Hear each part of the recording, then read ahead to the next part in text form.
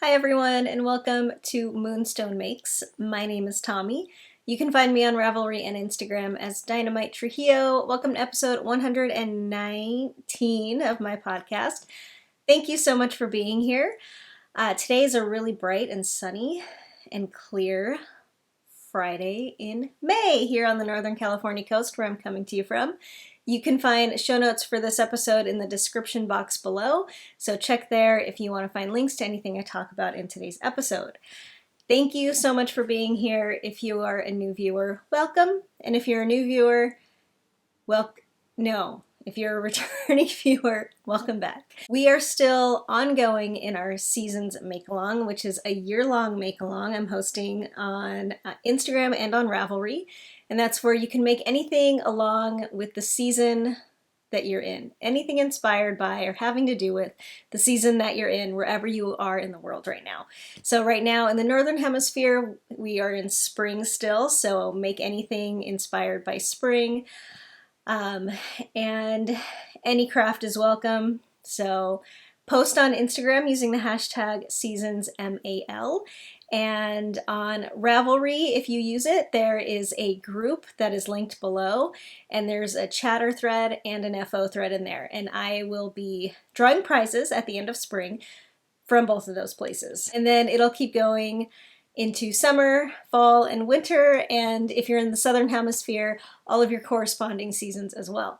So thank you for those of you who have been participating in the Seasons Make-Along. It's been wonderful to see everything you've been making, and that's about it for that. Let's move on to what I've been making. So I have a finished object. I finished my Spark cardigan. This is a cardigan pattern by Andrea Mowry. And it's done. It's done. I'm wearing it. It's amazing and I love it. So I'm going to start out by talking a little bit about the yarn that I used, and then I'll kind of show you and talk about the process, because there was a process. So the yarn that I used, the main yarn, the main color is this. This is Dream in Color Classy. It's their worsted weight. I think it's 100% superwash merino. And it's in the Chocolate Night colorway. This is how much I had left over. I started out with about 5.5 skeins. This was recycled yarn from 2 previous sweaters that had been knit and then ripped out. And I probably originally started out with 6 full skeins, and after both of those things ended up with about 5.5. So this is more than a half a skein of yarn. This is almost a whole skein, so I didn't quite use all of it. I do wish I could have, because I would have loved for this cardigan to be a little bit longer, but I'll talk more about that later. So this is the brown, the main color, and then this contrast color, all these stripes.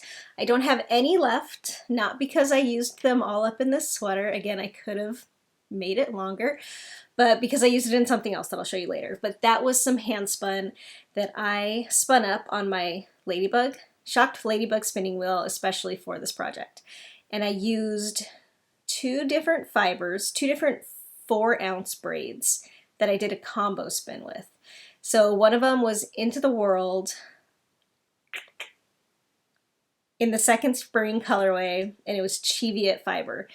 And that was 1 ply. I did that whole braid up into 1 single ply. And then the second braid of fiber, which was my 2nd ply, was spun right round in the Cornucopia colorway in some Falkland wool. And so it was 2 different wools, 2 different colorways. They're both non-superwash, and they made a fantastic single yarn. It was a 2-ply yarn. It was worsted weight. And it was beautiful, and I loved it. And this is it. This is the contrast color. So it made for lots of kind of stripy autumnal sort of colors with some purples and yellows and greens and oranges and reds and stuff. And it came out beautifully. I loved working with it. I really love working with handspun. And I especially love working with handspun in sweaters, which I don't get to do very often. Because I don't typically spin sweaters quantities worth of yarn, but this combo spin was a really great way to do it because it got me about 100 150, I think, grams of yarn, which was perfect for the contrast in this sweater. But I could have gotten even more because I had 2 4-ounce braids, so that was 8 ounces total. I took out some of the colors in each one that I didn't want, but combo spins are great ways to use your single braids as potential sweater spins. And you can even use like 4 braids and kind of like work them together so that you have like a total kind of like 4 skeins of yarn, you know, to start with. So I was very happy with this hand spun, and I love how it came out. So that's the yarn that I used. I am gonna see if I can shimmy myself up and show you this thing. Okay, so here it is. It's an open front shawl collar cardigan, and here's the back. And that's pretty much it. I really love how it came out with a couple of caveats. So it has this really cool colorwork pattern on the bottoms of the sleeves, and then it goes into this really simple basic colorwork pattern for the rest of the body, and it's knit bottom up. The cuffs and the bottom ribbing are all in the brown, and they're all a 2x2 ribbing, I think. The bottom's a 3x3 ribbing, and then the cuffs are a 2x2 ribbing, I'm pretty sure. And then the collar is just the brown, and then the rest of the things worked in all over color work. It was really, really fun to make. This is a worsted weight sweater, if I didn't mention that. And it was just really fun to work on. I loved it so much.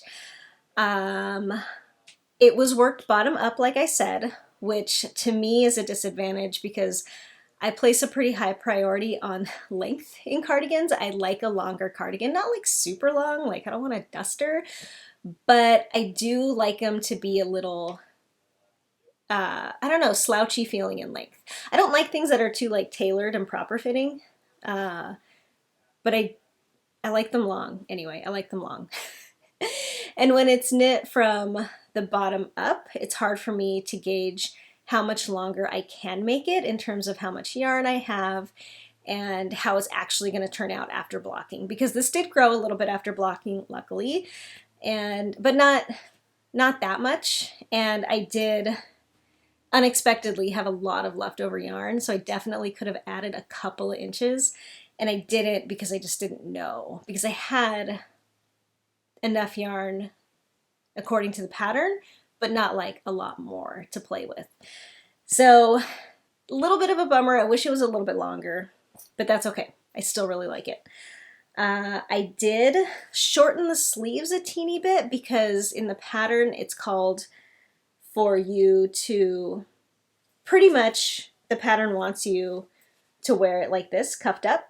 So she has you knit double the length of the cuff, and so I didn't really want to wear it like this. I wanted to wear it just down like this, so I shortened what she called for by like an inch so that I could just wear it down but still have my cuffs be really long. So if I want to, I can cuff them up, but I like wearing them kind of long and down just like this.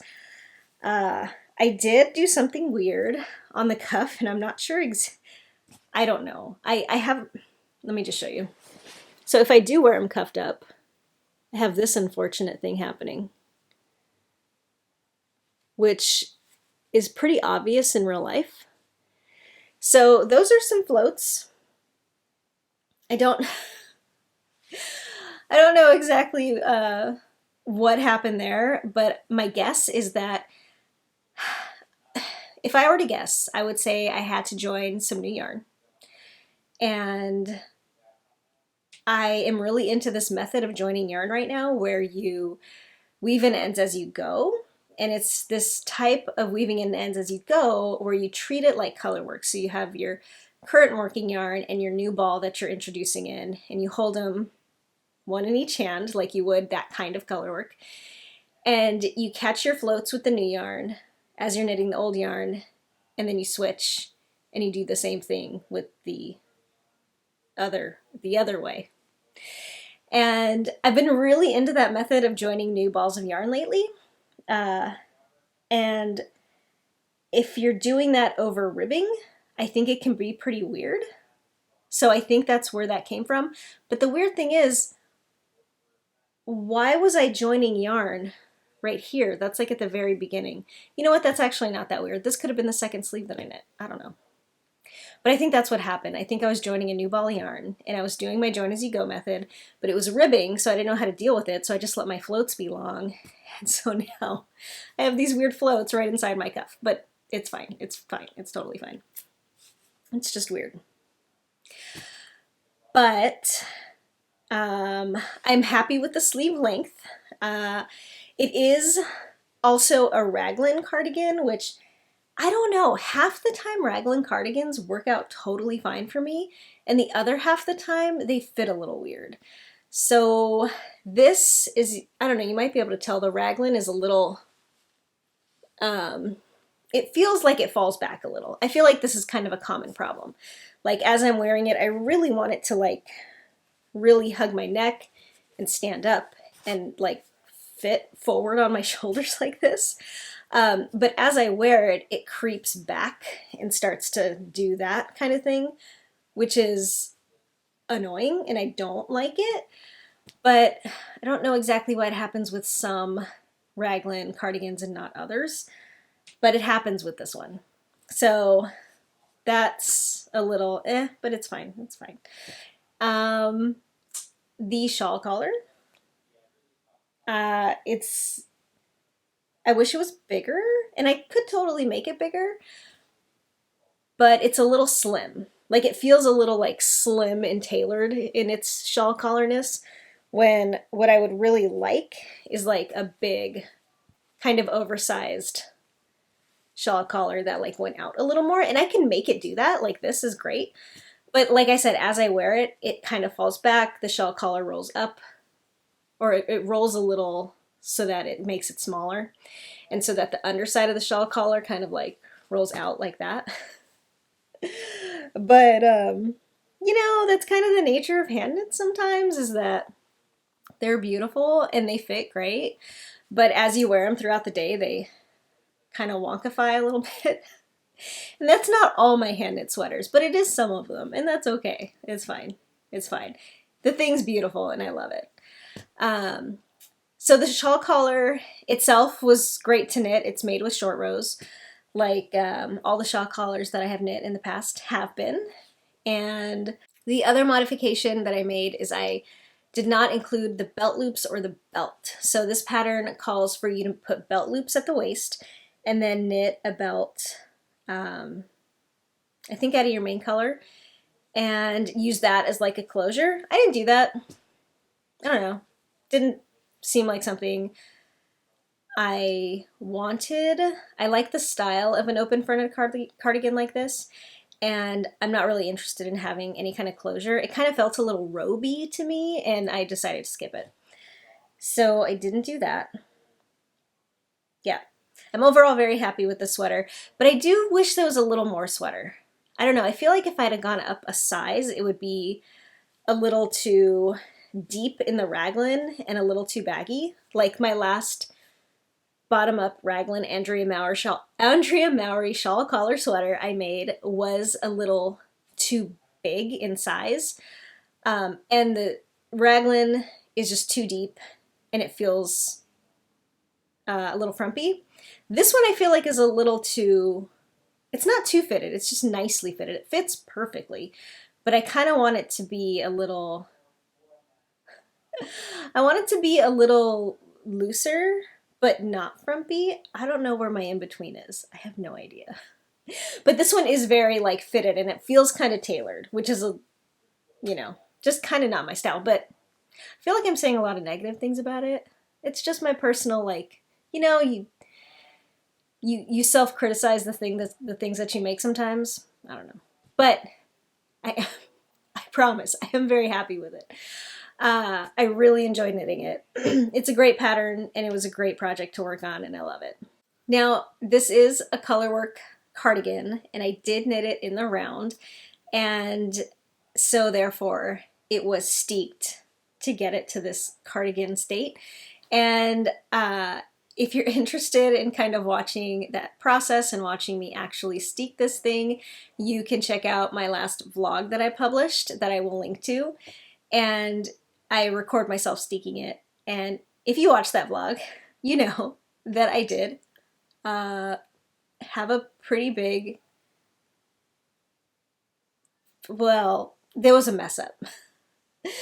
There was definitely a steeking mess up with this cardigan, and I think it happened in the knitting. So when you are knitting something that is gonna be steeked, typically what you do is you knit a steek panel. So you have your patterning, like a colorwork patterning, and you knit it in the round, but then up the middle front, you do a break in that patterning, or you do a panel of like, I think it's like 5 stitches or something like that, that are intended to be your steek stitches and your stitches surrounding your steek. So I did that according to the pattern, but at some point I think in my color work on the body, my steek panel got messed up, because your steek panel in this particular sweater is alternating like contrast color, main color, contrast color, main color, and there's 5. So there's a middle contrast color, the main color outside of that, and then the contrast color outside of that. So those are your 5 steek stitches, and it goes all the way up like that. That's really easy to see in your bottom like flame section or whatever. But once you get up into this section, which is just alternating colors one by one, your steek panel gets lost. It's gone because it's just the same as this pattern. And at some point my stitches, okay. So your steek panel gets lost in this section, and also you're decreasing stitches to create a V-neck effect. And so I think at some point, my beginning of round and its corresponding decreases got off. Don't know how, don't know where, I don't know. But what ended up happening is my middle stitch that ran up the whole sweater shifted at some point, and I think I must have done like more increases on one side than on the other or something, or decreases, I mean. I'm not sure. Or I did them in the wrong spot. I don't know. But what ended up happening is when I was cutting this thing, I noticed that that middle column of stitches meandered. And once I really followed it and it got to the top, it was not right in the middle of, and you could really see when you looked at my raglan shaping. So like my raglan shaping was here, my neckline was here, and like my middle cut should have been here. But the way it was going to be like over here. So I was off in stitches and I had already started cutting. So that's what happened there. I noticed it in the middle of cutting, and I did run a line of yarn up that middle stitch so that I knew where I was supposed to be cutting. Didn't notice it. I mean, you could see it in that prepping that I was off, but I just didn't notice it. Started cutting, and then halfway through cutting I noticed it. So you can see it in the vlog if you watch it, but I took a couple minutes and I just stared at it and I was like, what do I do? Because it looked really pretty off center. And I think it was really, only 1 or 2 stitches off center, probably 2, but it looked really off center because by the time you get to the top, you don't have that many stitches in between your raglan shaping. So what I decided to do, my stories are all off. What I forgot to mention is that I did do a machine reinforcement on either side of my steek. So this is half non-superwash yarn, half superwash yarn. The handspun's non-superwash, but the brown is superwash. So I did a machine reinforcement using a zigzag stitch on the stitches to either side of my middle steeking column of stitches. So by the time I was halfway up cutting, I kind of wanted to just move my cut over, but my steek reinforcement stitches done by a sewing machine were already there, so I couldn't cut into those or else you know, they would be gone. So what I decided to do on the fly in the moment is I noticed that I had given myself like a little bit of room between the zigzag stitches. So I went like a half a stitch over, and I still wasn't cutting into my reinforcement, but I had more room on one side than the other in between the reinforcement stitches, if that makes sense. So I was a little more on track by doing that, by moving my cut over just a little bit, but not much. So then it was open, it was fine, but I definitely obviously had more fabric on one side than on the other, especially you could tell up at the collar. So the next step in making the sweater after you steek is to pick up stitches for the shawl collar. And in that step, I fixed it even more by picking up stitches closer to my steek on one side than on the other, if that makes sense. So I had some wiggle room within my steeking panel on either side of the cut, and I just played with that room. I went closer on one side, farther on the other side, and centered it a little more, and I'm pretty sure I ended up getting it pretty centered on that, like where it was shifted. And now that I'm wearing it, it's not something that I can tell. That it doesn't feel like there's any extra room on either side. So it's fine. It worked out fine. But it was very scary for a couple minutes. Yeah, so I explain it all too in the vlog. Maybe I explain it better than I do here, I'm not sure. But it was a whole thing. It was a whole thing. It was a whole thing. Because stuff's never just straightforward with me. Because oftentimes, I don't know, I don't read the instructions thoroughly enough, or I do things a little too on the fly, and that's just kind of what happens. And it's okay. I dealt with it, and I moved on, and it's totally fine. It's fine enough to where I almost even forgot to mention it, because I forgot about it. But that is the story with my Spark cardigan. Lots going on here. But overall, I'm very proud of it, and I'm very happy with it, and I have really been enjoying wearing it. So, yeah. I recommend this pattern if you're interested. Just be a little more careful than me, maybe? I don't know. Okay, let's move on to my next finished object, because I have one more that you have not even seen as a work in progress yet, and it's something that I made with the leftover hand spun from this cardigan. So this is a baby hat. It is the Noah's Hiking Hat, which is a pattern by Paula LeMay. I'm not sure if I'm pronouncing that right, so I'm sorry if I'm not. But it's a really, really cute hat with 1x1 ribbing. It's got a garter panel down here, and it's got ear flaps, which are my favorite kinds of baby hats. And it's got 2 ties here and a pom-pom. So this used up every last bit of the scraps of yarn from here. So this is kind of what the hand spun just looks like on its own. And this was a great pattern. I really, really liked it. I definitely recommend it. It's a free pattern, and it calls for, I think it calls for Aran weight yarn, but I used my worsted hand spun. And it worked out great. I just followed the pattern exactly. I used the needle sizes she called for, and it's worked top down. It's very simple. And then you do some I-cord for the ties and a pom-pom if you want to. And my pom-pom is just tied on with a bow, which is how I normally like to attach pom-poms. It's tied on pretty tight, but it is just with a regular bow so that I can untie it really easily when I want to wash it.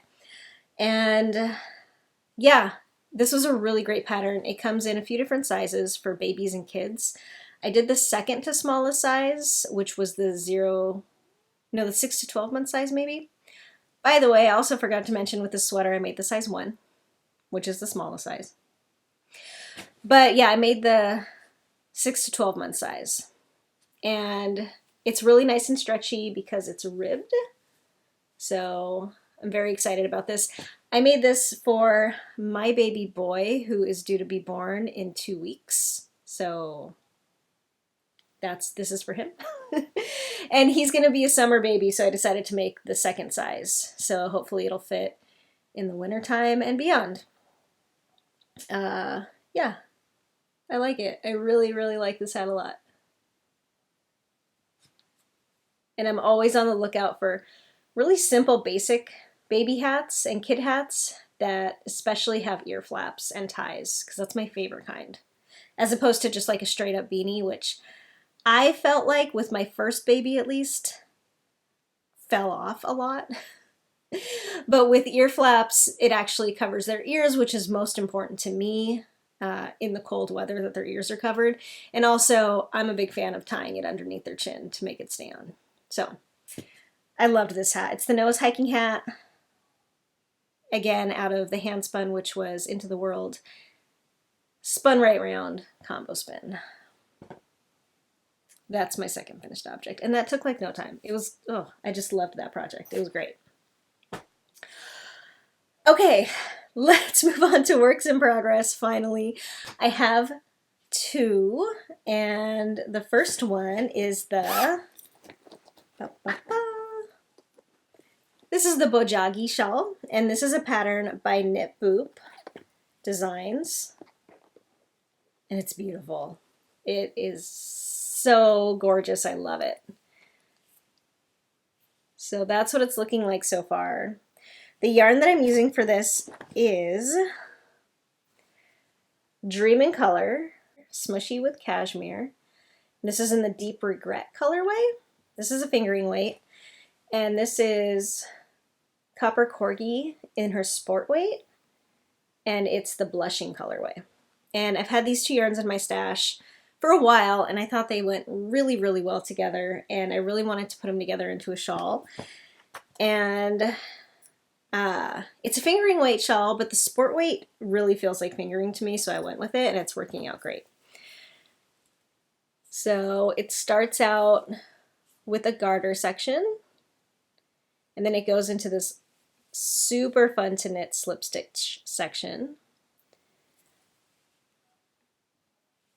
And I've just started the lace section. So this is one of these shawls where it's a asymmetric triangular shawl, and as you go you're doing different stitch patterns for each section, which is like, for me, the funnest way to do shawls is when it switches up the stitch pattern every once in a while. So the lace is going to be really, really beautiful. I like it a lot. It's just started right now, so you can't really tell what it's going to be yet. But there is a cable in this lace as well, which I think is just like in 1 or 2 parts. But it's really pretty, and I'm very excited about knitting it. Right now I'm knitting this on a US size 5. Most of the shawl is knit on a US 7, which I'm using my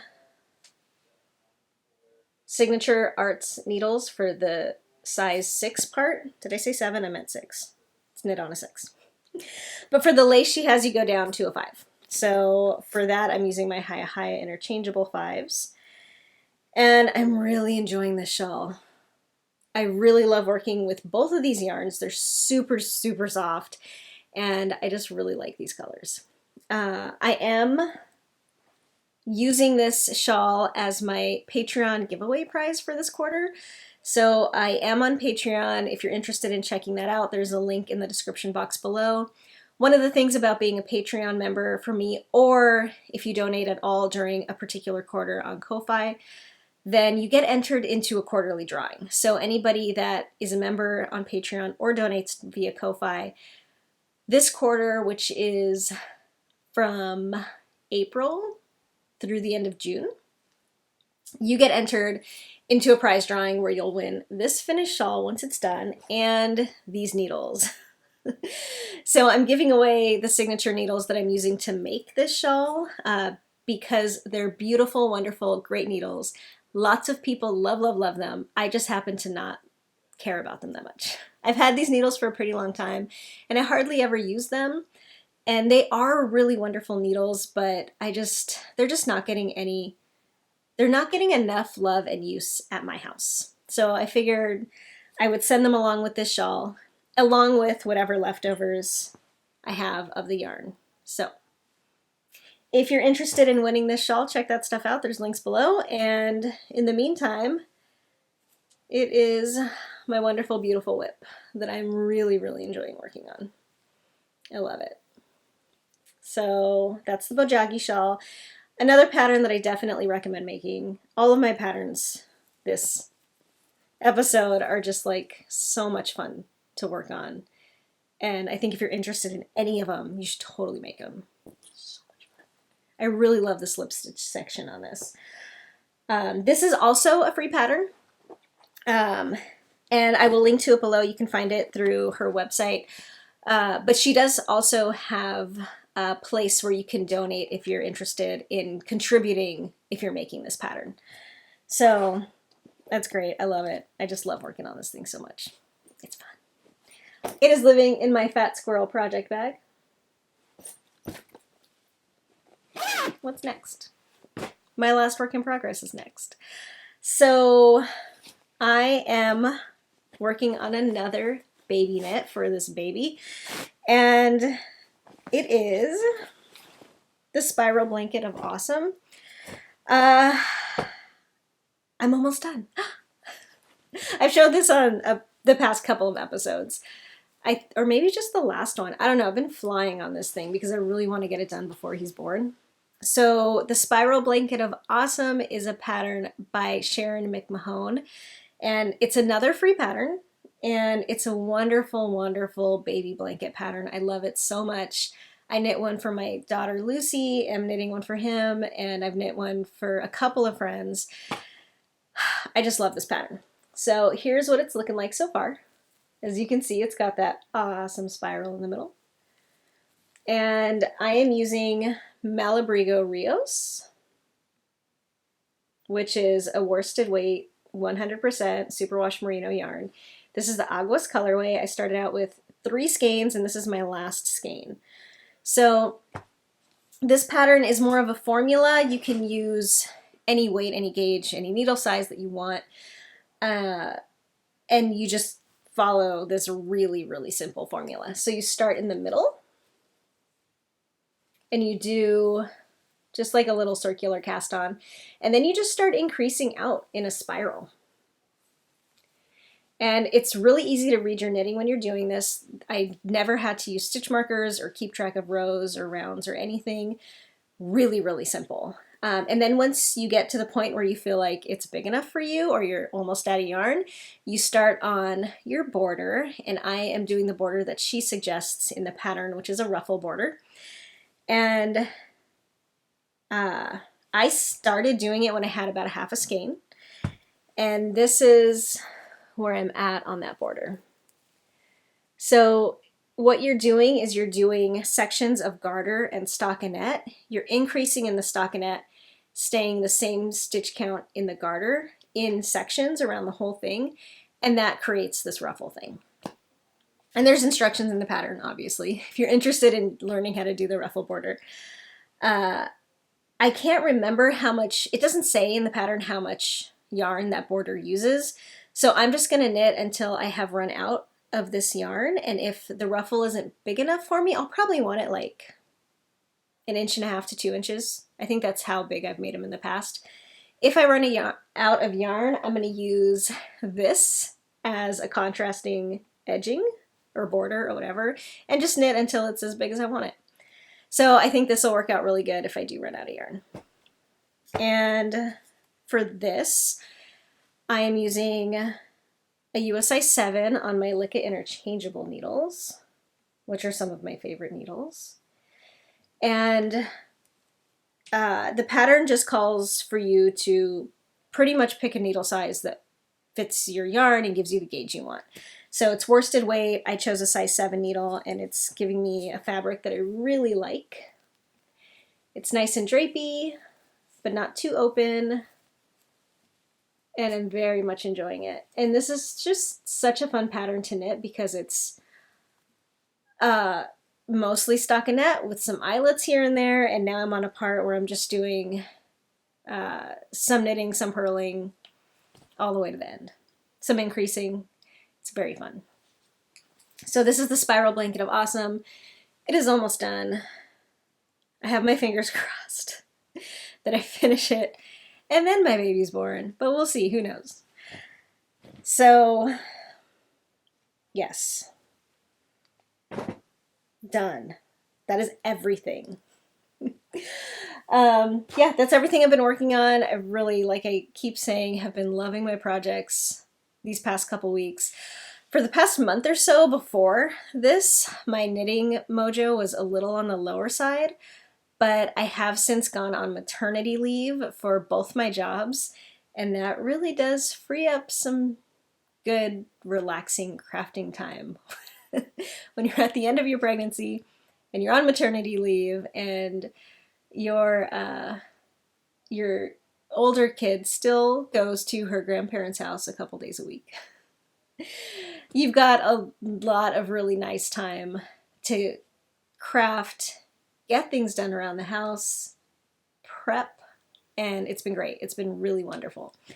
So I have been doing a lot of crafting, and I'm really back in the mood for it. So, and I think it's definitely because I stopped working and I have time now.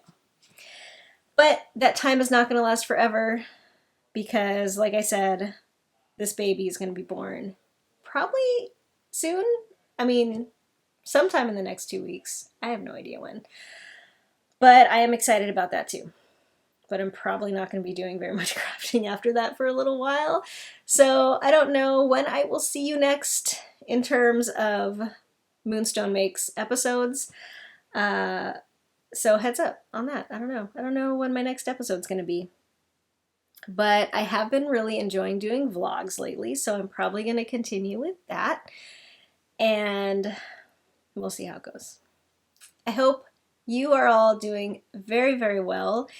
It's really beautiful here in Northern California, and I hope wherever you are, you're enjoying your surroundings, you're enjoying the weather, you're enjoying whatever it is you are into right now. And I hope you're into something fun. If it's your normal crafting stuff and you're really deep into it, that's awesome. If you're discovering new hobbies and activities you're enjoying, I hope you're enjoying those too. If you are, I would love to hear about it. Will you tell me in the comments below if you're like getting really into something new right now or something you haven't been into for a very long time? I would really love to hear about it. Something I'm getting really into right now is, it seems weird to say because it's not like a thing, but it's blending. I've been pretty into smoothies for a little while, and I'm like hardcore researching Vitamixes right now.